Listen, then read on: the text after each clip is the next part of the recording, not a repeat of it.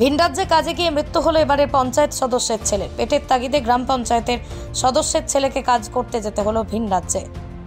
মালদার মানিকচকে ব্লকের চৌকি মির্দাতপুর এলাকার তরতাজা যুবক শেখ সাফি আলম বয়স 22 সংসার চালানোর জন্য ভিন রাজ্যে কাজে পাড়ি দেন। পরিবারের সূত্রে জানা গেছে, মৃত পরিযায়ী শ্রমিক স্নাতক পর্যন্ত পড়াশোনা করেছেন। কাজ না পেয়ে ভিন রাজ্য থেকে যেতে হয়েছে। পরিবার সূত্রে গেছে, বিহারের পাটনায় টাওয়ারের কাজে গিয়েছিলেন। সপ্তাহখানেক আগেই বাড়ি থেকে কাজের উদ্দেশ্যে পাটনা গিয়েছিল। সেখানেই কর্মরত অবস্থায় টাওয়ার থেকে পড়ে মারা যায়। সপ্তাহ শেষে নিথর মৃতদেহ ফিরল গ্রামে। মৃত পরিযায়ী শ্রমিক শেখ সাফি আলমের বাবা শেখ ইমরাফিল একজন শ্রমিক, বয়সের ভারে কাজ করতে পারেন না। বাড়িতে রয়েছে মা, বাবা, এক ভাই বোন। এত বড় সংসার চলবে কি করে কথা ভেবেই সংসারে বোঝা টানার জন্যই চলে যান টাওয়ারের কাজে।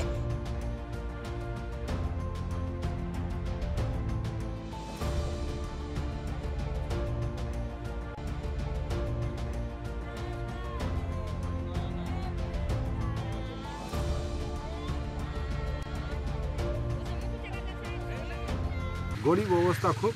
পরিযায়ী শ্রমিকে কাজ করতে, যেহেতু পশ্চিমবাংলায় আমাদের কোনো কলকারখানা নাই, বেকার যুবতীরা, যুবক থেকে যুবতীরাও বিদেশে আমাদের কাজকর্ম করতে যাচ্ছেন।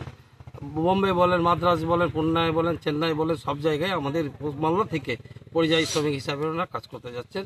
কাজ করতে গিয়ে প্রাণহানি হয়ে আবার মৃত্যু হয়ে বাড়িতে ফিরে আসছেন। কি মনে করছেন, রাজ্যে কাজ নেই? রাজ্যে তো কোনো কাজ নেই, 100 দিনের কাজ পাচ্ছে না। সাধারণ মানুষের একটু মেম্বার থাকা সত্ত্বেও, উনি একজন কংগ্রেসের মেম্বার আছেন, কাউকে 100 দিনের কাজ করাতে পারছেন না। এই তো অবস্থায় আছে আমাদের পশ্চিমবঙ্গের অবস্থা। এত পড়াশোনা করে তার উপর মেম্বারের ছেলে, তাকে যদি পরিযায়ী শ্রমিক হতে হয়, তাহলে সাধারণ মানুষের অবস্থা কি হবে, কি মনে করছেন? খুব খারাপ। যে আমাদের যে গ্রামে বাস করছি, 80% লোক হচ্ছে বিদেশে খেটে বাচ্চারা। এই গ্রাম থেকে মোটামুটি কমপক্ষে 1002 ছেলেরা বাইরে পরিযায়ী শ্রমিক হিসাবে কাজ করতে যাচ্ছে। কি অবস্থা আমাদের আছে, এখানে কোনো কাজকর্ম নাই। পরিবারের অবস্থাটা কেমন? পরিবারের অবস্থাটা খুব খারাপ। পরিবারের সদস্য হতে, গ্রাম পঞ্চায়েত সদস্য আছে বটে, যে জায়গায় বাস করছেন আপনারা সব দেখতে পাবেন। আপনি আপনার এর মাধ্যমে আপনি দেখেন, ওনার বাড়ি উনি একজনের ঠিকা অন্যজনের জমি নিয়েছে, সেই জমির মধ্যে একদিন বসবাস করছেন। একটা টালি বাড়ি আছে এবং সামনে আপনি দেখতে পাবেন বাগানের মধ্যে একটা আছে। নিজস্ব ভিটেমাটিও নেই? ভিটেমাটিও নাই। কে কে রয়েছে পরিবারে? পরিবারে আছে ওনার 2 ছেলে এবং 1 মেয়ে। তার মধ্যে একটা ছেলেটা, সেই বড় ছেলেটা মারা গেছে।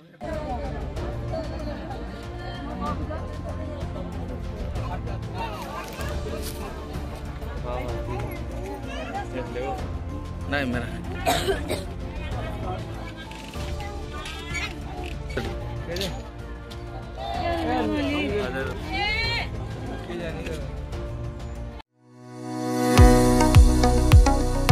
কোতুলপুরে সর্বপ্রথম এমআরআই পরিষেবা যুক্ত 110 বেডের মাল্টি স্পেশালিটি হসপিটাল হলো মেডিকেয়ার জেনারেল হসপিটাল। স্বাস্থ্যসাথী মান্যতাপ্রাপ্ত এই হসপিটালে রয়েছে AC, non AC cabin, modern OT, ICCU, NICU, micro surgery, dialysis বিভাগ, ব্রেন ও spine surgery, cancer surgery, lift সহ নানান পরিষেবা।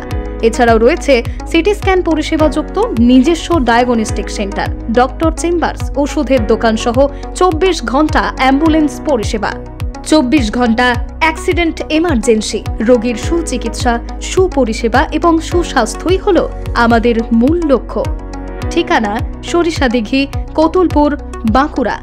যোগাযোগ নম্বর 9434216662 অথবা যোগাযোগ করুন 9732212924 এই নম্বরে।